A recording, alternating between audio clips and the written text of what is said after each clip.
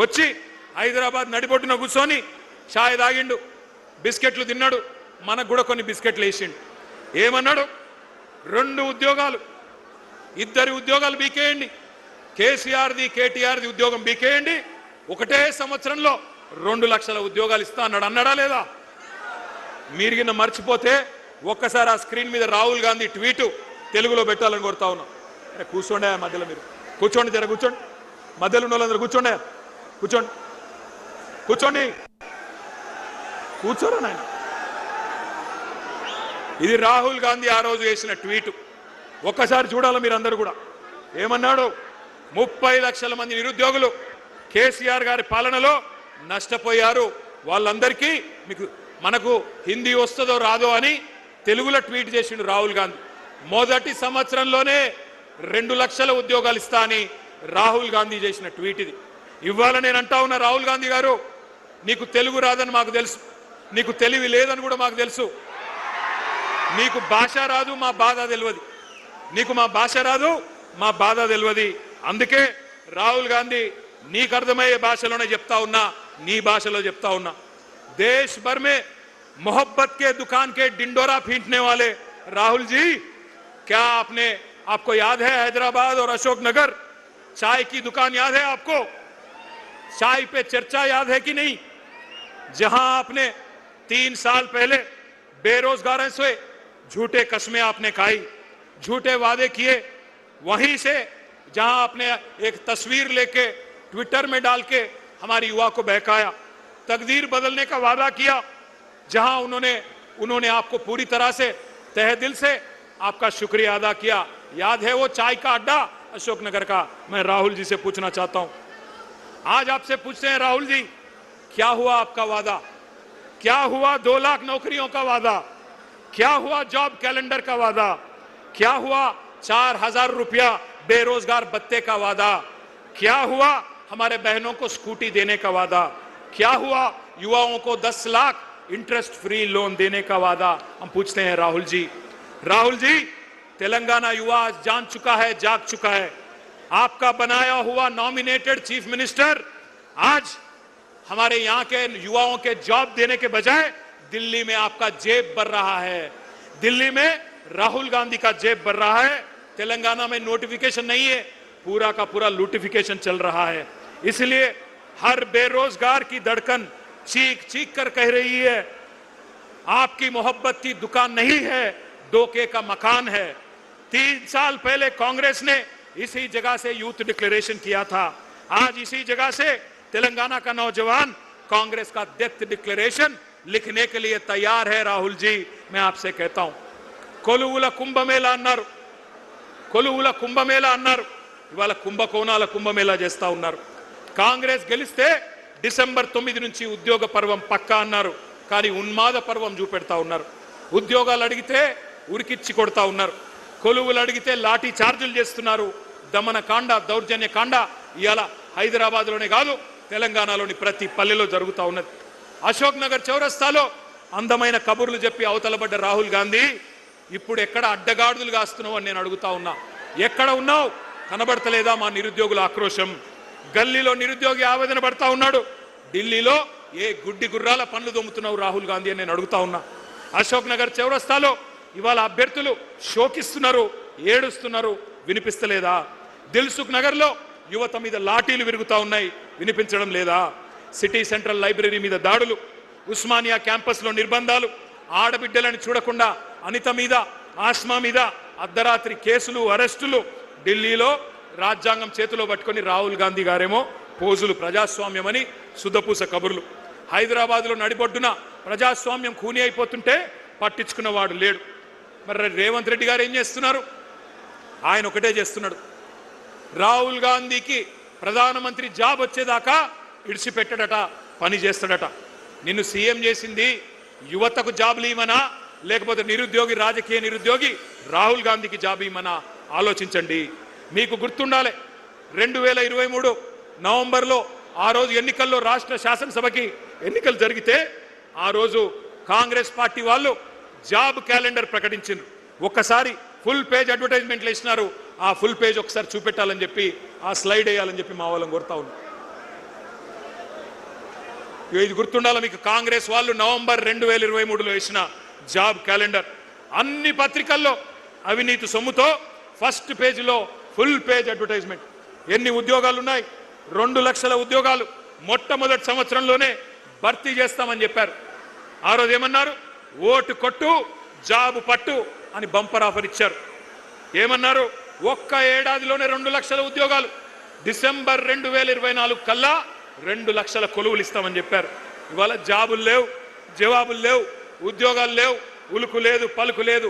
Telugu calendar మారింది, English calendar మారింది, job calendar మాత్రం పత్తా లేదు.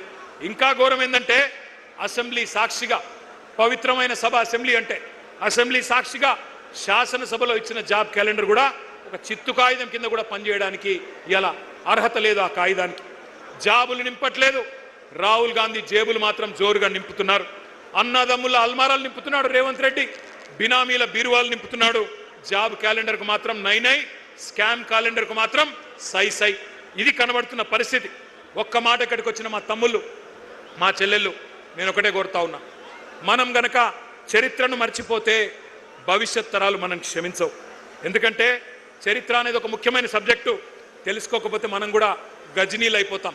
అందుకే నేను మిమ్మల్ని అనేది, చరిత్రలు, పురాణాలు, ఇతిహాసాలు చదువుకోవాలి. చదువుకోకపోతే దుర్యోధనులు, దుశ్శాసనులే తిరిగి వచ్చి మేమే పాండవులం అని చెప్పినా చెప్పుకుంటారు. ఎవడైతే తెలంగాణ ఉద్యమంలో మనను చావగొట్టిండో, ఎవడైతే మన రక్తం కళ్ళ చూసిండో, వాడే మళ్ళీ పంచి డైలాగులు కొట్టి పంగనామాలు పెట్టి మళ్ళీ ఓట్లు వేయించుకొని పోతారు. అందుకే మన కొలువులు కొల్లగొట్టిన పార్టీ, మన పిల్లలను కాల్చి చంపిన పార్టీ కొత్త వేషం కట్టి కొత్త హామీలు ఇచ్చి ఆ రోజు వస్తే అమాయకంగా నమ్మి ఆగమైపోయింది తెలంగాణ యువత. 1952లో 1969లో తెలంగాణ యువత గుండెల్లో గుణపాలు దింపిందే కాంగ్రెస్ అనే దిక్కుమాలిన పార్టీ, ఇందిరమ్మ రాజ్యం. ఈ దుష్ట కాంగ్రెస్ మీదనే కదా ఆ రోజు మలిదశ పోరాటంలో కూడా మన యువతరం కొట్లాడింది. వేల మందిని బలి తీసుకున్న ఖూనీకోర్లు వీళ్ళే కదా. అందుకే ఈ మధ్యన ముఖ్యమంత్రి మాట్లాడుతున్న మాటలు మీరంతా వింటా ఉన్నారు. ఈ రక్త పిశాచి కాంగ్రెస్ ఇంకా వాళ్ళ రక్తదాహం తీరలేదు. తెలంగాణ నెత్తురు రుచిమరిగిన పులి కాంగ్రెస్ ఇంకా ఇంకా కావాలని అడుగుతున్నది. మన రక్తం పంట పొలాల మీద చల్లాలని చెప్పి చిల్లర మాటలు మాట్లాడుతున్నాడు రేవంత్ రెడ్డి అనే ఓ చిల్లరగాడు. నేను ఒకటే అంటా ఉన్నా, ఈ కాంగ్రెస్ డిక్లరేషన్లు, రైతు డిక్లరేషన్ కావచ్చు, యూత్ డిక్లరేషన్ కావచ్చు, ఎస్సీ ఎస్టీ బీసీ మైనారిటీ మహిళా డిక్లరేషన్లు కావచ్చు, ప్రపంచ చరిత్రలోనే అతి పెద్ద మోసం అంటూ ఏదన్నా ఉందంటే కాంగ్రెస్ ఇచ్చిన మేనిఫెస్టో అని చెప్పక తప్పదు. మీరంతా చదువుకున్న పిల్లలు, విశ్వవిద్యాలయాల నుంచి వచ్చిన పిల్లలు కూడా ఇక్కడ ఉన్నారు. ఉస్మానియాలో, కాకతీయ నుంచి వచ్చిన పిల్లలతో నా ప్రార్థన, మంచి పిహెచ్డి థీసిస్ తయారు చేయండి. ఓటు కోసం కోటి మోసాలు, కాంగ్రెస్ నాటకాలు అనే ఒక థీసిస్ చేయండి. అందరూ కూడా, దేశమంతా కూడా తెలిసి రావాలి. ఎంత విచిత్రం అంటే ఈ మధ్యన కొన్ని మాటలు వింటుంటే నాకే నవ్వు వస్తున్నది. రేవంత్ రెడ్డి ఈ మధ్యన కొన్ని వేదికల మీద నీతి సూక్తులు చెప్తున్నాడు. మాట శాశ్వతం, అధికారం శాశ్వతం కాదు అని రేవంత్ రెడ్డి అనే దౌర్భాగ్యుడు చెప్తుంటే కూడా వినాల్సి వస్తున్నది. ఏం చేయాల కర్మ. ఈ మధ్యన ఒక దగ్గర ఎక్కడో చూసిన టీవీలో, సోషల్ మీడియాలో, నేను సాంప్రదాయిని, సుప్పిని, శుద్ధ పూసని రేవంత్ రెడ్డి సొక్కం మాటలు చెప్తే కూడా అట్లే అనిపిస్తున్నది. ఇక గీన చెప్పాలి మనం వినాలి. ఓటుకు నోటు దొంగ, 50 లక్షల రూపాయలతో అడ్డంగా దొరికిపోయిన దగుల్బాజీ గాడు ఇవాళ అవినీతి గురించి, నీతి గురించి, అశాశ్వతమైన అధికారం గురించి మాట్లాడుతుంటే నాకే గమ్మత్ అనిపిస్తూ ఉన్నది. ఇంకా ఎన్ని ఫాల్తూ మాటలు. ఒక్కడు కాదు, కాంగ్రెస్ వాడు ప్రతి ఒక్కడు ఏమంటారు? ఒకడు 60,000 ఉద్యోగాలు ఇచ్చినామంటాడు, ఒకడు 70,000 ఇచ్చినా అంటాడు, ఒకడు 1,00,000 ఉద్యోగాలు అయిపోయినాయి అంటాడు. ఇక నాకు అర్థం కావట్లేదు. నేను ఒకటే అడుగుతా ఉన్నా, రేవంత్ రెడ్డి, కేసీఆర్ గారు ఇచ్చిన ఉద్యోగాలు, కేసీఆర్ ప్రభుత్వం ఇచ్చిన ఉద్యోగాలు, అవి నీ ఖాతాలో వేసుకోవడానికి కనీసం సిగ్గనిపిస్తలేదా? క్రెడిట్ చోరీ చేయడానికి కనీసం సిగ్గనిపిస్తలేదా? నేను ఈరోజు ఈ సరూర్ నగర్ వేదికగా ఇన్ని వేల మంది మా తమ్ముళ్ళు చెల్లెల సాక్షిగా సవాల్ చేస్తా ఉన్నా, రేవంత్ రెడ్డి, 70,000 ఉద్యోగాలు నువ్వు ఇచ్చినట్టు నోటిఫికేషన్లతో సహా నీ ప్రభుత్వమే ఇచ్చినట్టు రుజువు చేస్తే శాశ్వతంగా రాజకీయ సన్యాసం చేసి నేను పోతా, రాజకీయమే వదిలేస్తా. మీ రాహుల్ గాంధీకి అవసరమైతే జై కొడతాను, రుజువు చేయి. 70,000 ఉద్యోగాలు నీ ప్రభుత్వం ఇచ్చినట్టు నోటిఫికేషన్లతో సహా దమ్ముంటే రుజువు చేయమని చెప్పి నేను కోరుతా ఉన్నా. తల లేదు తోక లేదు, ఎవడికి ఎంత దోస్తే మధ్యలో కూర్చోండి అమ్మా. ఏం చేస్తున్నారు? కూర్చోండి, కూర్చోండి. ఏం చేస్తున్నారు? కూర్చోండి. తలా తోక లేకుండా కాంగ్రెస్ వాళ్ళు మాట్లాడిన మాటలు ఒక్కసారి వినాలని చెప్పి నేను కోరుతా ఉన్నా. ఉద్యోగాల మీద వీళ్ళ కాకి లెక్కలు ఒక్కసారి వినండి. కూర్చోండి అయ్యా. ఏం చేస్తున్నారు?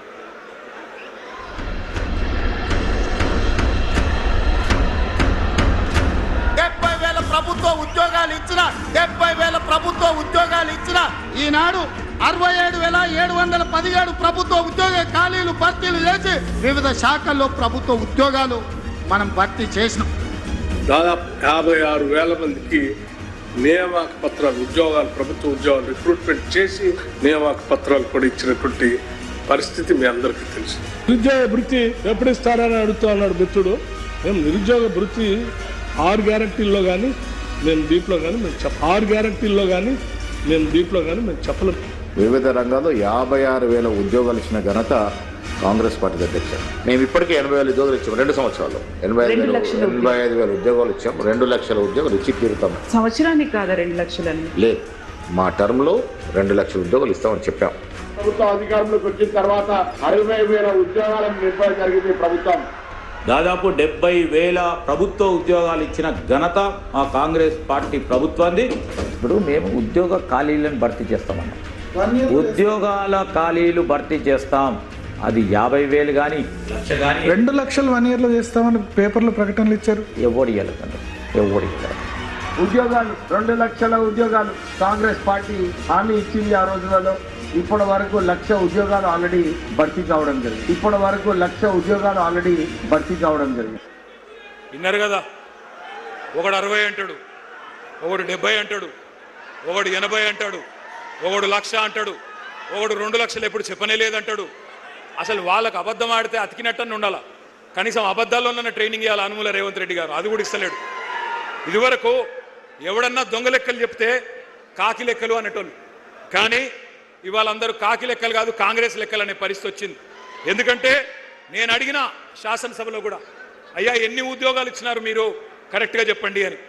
శాసనసభ సాక్షిగా కాంగ్రెస్ ప్రభుత్వమే చెప్పింది 16,978 ఉద్యోగాలు మాత్రమే ఇచ్చామని. కానీ అందులో కూడా రీనోటిఫికేషన్లు తీసేస్తే, కేసీఆర్ ప్రభుత్వంలో ఇచ్చిన నోటిఫికేషన్లను రద్దు చేసి తిరిగి ఇచ్చిన వాటిని తీసేస్తే 10,000 ఉద్యోగాలు కూడా ఈ 2.5 సంవత్సరాల్లో రేవంత్ రెడ్డి ప్రభుత్వం ఇవ్వలేదు. ఇది వాస్తవం.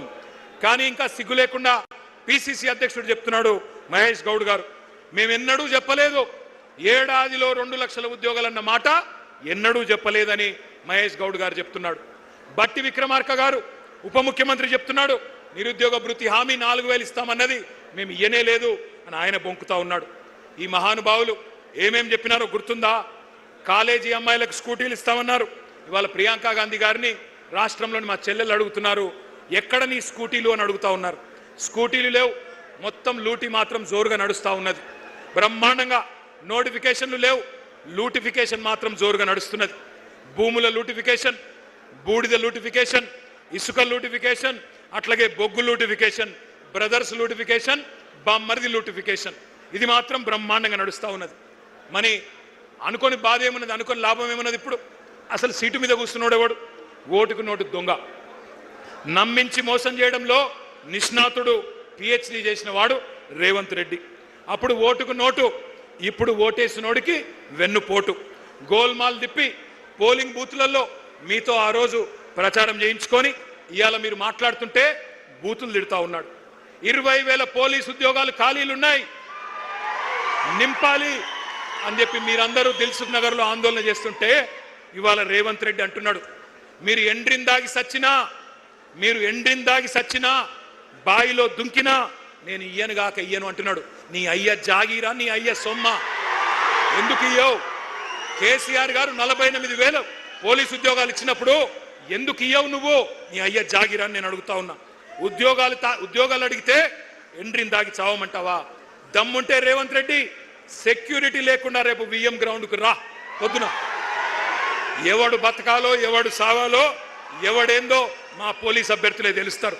నేను అడుగుతా ఉన్నా ఇంకొక మాట, వాళ్ళ మీరు మాత్రమే కాదు, టీవీలలో, పేపర్లలో, సోషల్ మీడియాలో మరి ఇవాళ ఈ సభ మీరు మాట్లాడిన మాటలు విన్న తల్లిదండ్రులను కూడా నేను అడుగుతా ఉన్నా, ఈ విద్యార్థుల తల్లిదండ్రులు, ఈ నిరుద్యోగుల తల్లిదండ్రులను నేను అడుగుతా ఉన్నా, ఎవరికి ఓటేసినామో ఎవరిని ఎన్నుకున్నామో ఇప్పటికన్నా మీకు అర్థమైందని నేను అనుకుంటా ఉన్నా. మీరు పొలాలకు నీళ్ళు అడిగితే కోసి నెత్తురు జల్లుకోండి అంటున్నాడు. మీ బిడ్డలు కొలువులు అడిగితే ఎండ్రిని దాగండి బాయిలో దుంకండి అంటున్నాడు. ఎట్లాంటి ఉన్మాద పార్టీకి, ఎంత కావురం, ఎంత అహంకారం తలకెక్కిన దుర్మార్గుడికి మీరు ఓట్లేసినారో ఈ పాటికన్నా మీకు అర్థమైందని నేను అనుకుంటా ఉన్నా. గ్రూప్ 1 మెయిన్స్ కోసం 1:100 పిలుస్తా అని చెప్పిండ్రు. పిలువురా నాయన అంటే మరి మళ్ళీ తలకు మాసిన సన్నాసులు అని తిడతాడు. గ్రూప్ 2 ఉద్యోగాలు 2000కు పెంచరా నాయన నువ్వే చెప్పినావంటే పెయిడ్ ఆర్టిస్టులు అంటాడు, లాగుల తొండలు ఇడిచి పెడతా అంటాడు, శంకినీలను తిడతాడు. 25,000 మెగా డిఎస్సి ఎక్కడా దగా డిఎస్సి చేసినావు, నువ్వు మెగా డిఎస్సి కాదు ఇచ్చింది అంటే మళ్ళీ నీ గుడ్లు వీకి గోటీలాడతాను చిల్లర మాటలు మాట్లాడతాడు. వయో పరిమితి ఆనాడు కేసీఆర్ గారు పెంచిండ్రు, నువ్వెందుకు తగ్గించినావు అట్లే ఉంచు అంటే దాని మీద స్పందన ఉండదు. ఎందుకింత అహంకారం, ఎందుకింత బలుపు, ఈ అవమానాలు, ఈ అవహేళనలు మర్చిపోతారు తెలంగాణ పిల్లలు అనుకుంటున్నావా రేవంత్ రెడ్డి? ఎన్నికలకు ముందు మళ్ళొక గారెడి చేస్తా, ఏదో ఒక మాట చెప్తా, అంతా మాయా మస్తీంద్ర చేయొచ్చు, గాయబ్ చేయొచ్చు అనుకుంటున్నావా? గుర్తుపెట్టుకో, ఈ పిల్లలు సామాన్యమైన పిల్లలు కాదు. యూనివర్సిటీలలో, కాలేజీలలో జార్జ్ రెడ్డి ఆ రోజు చెప్పిండు, ఏమన్నాడు అన్నాడు, జీనా హేతో మర్నా సీఖో, కదం కదం పే జీనా హేతో, గట్టిగా నాల, జీనా హేతో కదం కదం పే, జీనా హేతో మర్నా సీఖో, కదం కదం పే లడ్నా సీఖో అని యూనివర్సిటీ గోడల మీద పోరాట నినాదాలు రాసుకొని జార్జ్ రెడ్డి స్ఫూర్తిగా ఆత్మాభిమానాన్ని అణువున నింపుకున్న మా తమ్ముళ్ళు, మా తెలంగాణ తమ్ముళ్ళు వీళ్ళంతా. ఉస్మానియా విశ్వవిద్యాలయ విద్యార్థులని బీరు బిర్యానీ బ్యాచ్ అని పిలిచినావు ఎలక్షన్లకు ముందు, అయినా నిన్ను క్షమించిండ్రు. Hyderabad central university, Maulana Azad university వాళ్ళ భూములు గుంజుకున్నావు, రియల్ ఎస్టేట్ దందా చేస్తున్నావు, క్షమించరు నిన్ను. పొట్టు పొట్టు ఆకలుంది ఈ యువతరానికి, ఒట్టు పెట్టుకుంటున్నారు కాంగ్రెస్ కు గోరి గడతామని గుర్తుపెట్టుకో. కాంగ్రెస్ కథకు ముగింపు వాళ్ళే రాస్తారు. నీ క్లైమాక్స్ హిట్లర్ కంటే దారుణంగా ఉంటది రేవంత్ రెడ్డి, గుర్తుపెట్టుకో.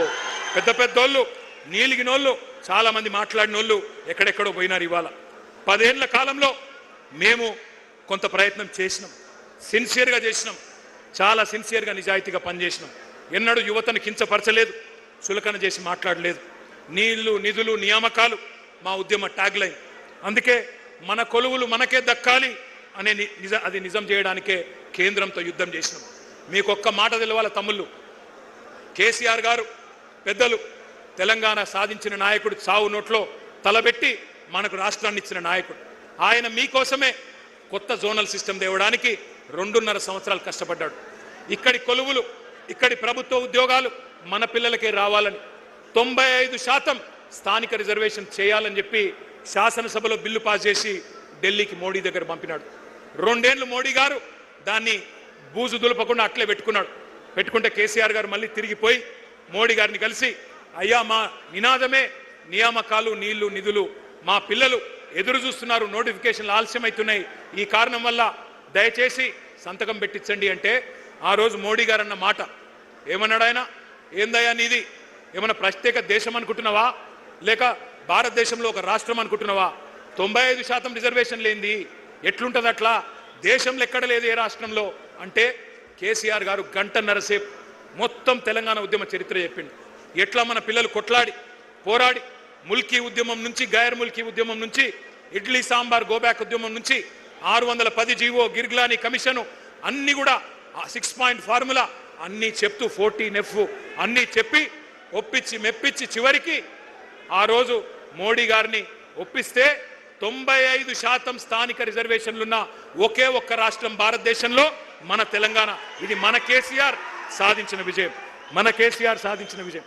డిస్టర్బ్ చేయకండి బిడ్డ. ఒక్కసారి నేను మిమ్మల్ని అడుగుతా ఉన్నా, ఎంత ఘర్షణ పడ్డామో, ఎంత పని చేశామో, ఎంత శ్రమ చేశామో మాకు తెలుసు, మీకు తెలుసు. కానీ నేను మొత్తం మంచి జరిగిందని నేను అంటలేను, కొన్ని పొరపాట్లు కూడా జరిగినాయి. తెలుసో తెలియకనో కొన్ని పొరపాట్లు జరిగినాయి. టీఎస్పీఎస్సీ పేపర్ లీక్ అయింది. పేపర్ లీక్ అయితే కాంగ్రెస్ ఓడో బీజేపీడో పట్టుకోలేదు, మన ప్రభుత్వమే పట్టుకుంది. మీడియానో ఇంకెవరో పట్టుకోలే. మన ప్రభుత్వమే పట్టుకొని వాళ్ళని శిక్షించింది. కానీ మీకు కోపం వచ్చింది. కొద్దిగా ఇంకా గట్టిగా ఉండాలి, ఆ బోర్డును రద్దు చేయాలి, ఇంకా ఆ రోజు స్ట్రిక్ట్గా ఉంటే బాగుండదన్న కోపం మీకు కూడా వచ్చింది. అందుకే నేను అంటున్నా, మీ ఆవేదన మాకు అర్థమైంది, మీ ఆరాటం అర్థమైంది, కొన్ని పొరపాట్లు జరిగిన విషయం కూడా మాకు అర్థమైంది. వాటిని సవరించుకునే సత్తా కూడా మళ్ళీ బీఆర్ఎస్కు మాత్రమే ఉంది. ఆనాడు చెప్పినాం, ముందు చెప్పాం, ఈరోజు కూడా చెప్తా ఉన్నాం. ఎప్పుడు ఎవరు అడిగినా ఏ వేదిక ద్వారా అడిగినా చెప్తాం. 9.5 ఏళ్లలో ఆ రోజు మన ప్రభుత్వం, కేసీఆర్ గారి ప్రభుత్వం చేపట్టిన నియామకాలు 2,32,308 పోస్టులు. ప్రక్రియ పూర్తి చేసి భర్తీ చేసిన జాబులు 1,60,083 ఉద్యోగాలు. ఒక్కసారి ఆ స్లైడ్ వేయాలని చెప్పి నేను కోరుతా ఉన్నాను. నేను ఇవాళ ఈ వేదికగా ఇవాళ నేను కాంగ్రెస్ను, బీజేపీని కూడా సవాల్ చేస్తా ఉన్నా. భారతదేశంలో ఒక దశాబ్ద కాలంలో కోవిడ్ వచ్చినా అత్యధికంగా ఉద్యోగాలు సృష్టించిన రాష్ట్రం తెలంగాణ. ఇవి గాలికి చెప్పే గణాంకాలు కాదు, కళ్ళబొల్లి కాకి లెక్కలు కాదు. ఎవరైనా ఛాలెంజ్ చేసుకోవచ్చు. కాంగ్రెస్ కనుక ముందుకొచ్చినా, బీజేపీ ముందుకొచ్చినా దీన్ని రుజువు చేసే బాధ్యత మాది. కానీ మేము ఒక చిన్న తప్పు చేసినాం. మేము డబ్బా కొట్టి చెప్పుకోలేదు, సభలు పెట్టి సర్టిఫికెట్లు పంచలేదు, ఫ్రంట్ పేజీలో యాడ్ చేయలేదు. మేము చేసిన తప్పు అది. గోబెల్స్ గోరి నుంచి లేచి వచ్చినట్టు పని కట్టుకొని ప్రాపగాండా చేసినారు. అపనిందలు, అబద్ధాలతోని ఒక విద్వేషం మీ మనసు నిండా నూరిపోసినారు. కేసీఆర్, కేటీఆర్ ఉద్యోగాలు ఊడగొడితే మీకు ఉద్యోగాలు వస్తాయని చెప్పి మరి గాంధీ భవన్లో దూరిన గాడ్సేలు రెచ్చగొట్టారు. సరే, ఎన్నికల్లో గెలుపోవటంలో సహజం, మేము ఓడిపోయినాం. కానీ నేను అడుగుతా ఉన్నా, ఇక్కడికి వచ్చిన మీ అందరినీ, వచ్చినాయా మరి ఉద్యోగాలు? 2 లక్షల ఉద్యోగాలు వచ్చినాయా? ఉసిగొల్పిన మేధావులు, నేను వారి పేరు తీసుకోను, ఉసిగొల్పిన మేధావులు వాళ్ళు ఉద్యోగాలు సంపాదించుకున్నారు. ఇప్పుడు ఉలకట్లేదు, పలకట్లేదు, కనీసం మీ వైపు చూడట్లేదు. సామాజిక న్యాయం అని కోతలు కోసిన వాళ్ళు ఇవాళ మరి బహుజన విద్యార్థులకు, ఎస్సీ, ఎస్టీ, బీసీ విద్యార్థులకు గొంతు కోసే విధంగా జీవో నెంబర్ 29 తెస్తే దాని మీద మాట్లాడరు. పోరాటం మళ్ళీ చేస్తున్నది బీఆర్ఎస్ పార్టీ మాత్రమే. జీవో నెంబర్ 46 మీద పోరాటం చేస్తున్నది మళ్ళీ మా తమ్ముడు రాకేష్ రెడ్డి నాయకత్వంలో మళ్ళీ మీరు మాత్రమే. అందుకే నేను అంటా ఉన్నా, 1, 2 కాదు, ఈ 2.5 సంవత్సరాలలో ఎక్కడ ఎవరికి ఏ అన్యాయం జరిగినా నిలబడ్డది మనం, కలబడ్డది మనం, ప్రభుత్వంతో తలపడ్డది మనం. బడుగు బలహీన వర్గాల విద్యార్థులకు సంబంధించిన ఫీజు రీయింబర్స్మెంట్ ఎలక్షన్లకు ముందు ఏం చెప్పిండు రేవంత్ రెడ్డి? 5 లక్షల విద్యా భరోసా కార్డు ఇస్తా అన్నాడు. ఫీజు రీయింబర్స్మెంట్ అవసరమే లేదు, తల్లిదండ్రులకు బాధనే ఉండదు, 5 లక్షల క్రెడిట్ కార్డు ఇస్తా అన్నాడు. మరి వాళ్ళ నేను అడుగుతా ఉన్నా, వస్తుందా ఫీజు రీయింబర్స్మెంట్? వస్తున్నదా? 12,000 కోట్ల రూపాయలు బకాయిలు పడ్డారు. మరి విద్యార్థులు అడిగితే వాళ్ళ మీద కేసులు, కాలేజీలు అడిగితే వాళ్ళ మీద కేసులు. ఇక కొత్త డైలాగ్ ఒకటి నేర్చుకున్నాడు రేవంత్ రెడ్డి. పాఠాలట ఇప్పుడు ఇంగ్లీష్లో తెలుగులో చెప్పొద్దట, పాఠాలు జర్మన్లో చెప్పాలన్నట, జపనీస్ భాష నేర్పియాలన్నట, కొరియన్ భాష నేర్పియాలన్నట. నేను రేవంత్ రెడ్డికి చెప్తున్నా, అరే నువ్వు తెలుగు నేర్చుకోరా నాయన, ముందు తెలుగు నేర్చుకో, హిందీ నేర్చుకో, ఇంగ్లీష్ నేర్చుకో, నీకు తెలుగులో బూతులు వస్తాయి తప్ప తెలుగు రాదు నీకు. అందుకే నేను అంటున్నా కొరియన్ భాష, జపాన్ భాష. నేను అడుగుతున్నా, తెలివైనోడైతే, తెలివి ఉన్నోడైతే టీచర్లను అంటున్నావు జపనీస్ నేర్పండి, కొరియన్ నేర్పండి అని. వాళ్ళకు వచ్చా ముందు టీచర్లకు నేర్పేటానికి రావాలన్నా వద్దా జపనీసు, కొరియన్? అది లేదంట, కానీ నేర్పాలంటున్నాడు. ఎట్లా ఉంది ఇవాళ రాష్ట్రంలో పరిస్థితి అంటే, కాలేజీ పిల్లలు ఫీజు బకాయింపులు అడిగితే బెదిరింపులు, కాలేజీ యాజమాన్యాలు ఫీజు రింబర్స్మెంట్ ఇవన్నా అంటే వాళ్ళ మీద విజిలెన్స్ దాడులు, రిటైర్డ్ ఇంజనీర్లు మాట్లాడితే చెర్లపల్లి జైలు వేస్తా అంటాడు, వాతావరణ శాస్త్రవేత్తలు ఎల్నినో వస్తుంది అంటే బెల్ట్ ట్రీట్మెంట్ ఇస్తా అంటాడు, కాలేజీ వాళ్ళు ఫీజులు అడిగితే విజిలెన్స్ దాడులు, ఇక ఉద్యోగులు డిఏలు అడిగితే వాళ్ళ మీద ఏసీబీ రైడ్లు, ఎస్బీఐని బెదిరిస్తా, ఎల్ఎన్టీని బెదిరిస్తా, నేనే రాజు, నేనే మంత్రి, నేనే హిట్లర్ అని బట్లర్ మాటలు మాట్లాడుతున్నాడు ఈ చిల్లర నాయకుడు. ఒక ముఖ్యమంత్రిలా కాదు, ఒక రౌడీ షీటర్లా, గూండాలాగా ఇవాళ వ్యవహారం నడుస్తూ ఉన్నది.